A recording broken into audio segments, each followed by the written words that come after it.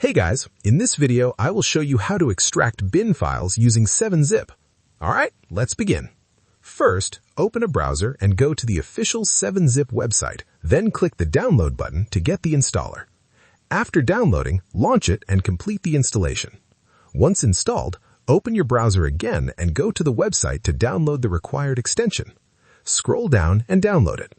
Next, go to the folder where the extension was downloaded, then right-click and choose 7-zip to extract it. After extraction, open the extracted folder and select the correct DLL file for your system. Copy this DLL file. Now, open the 7-zip installation folder, create a new folder named Formats, and paste the copied DLL file here.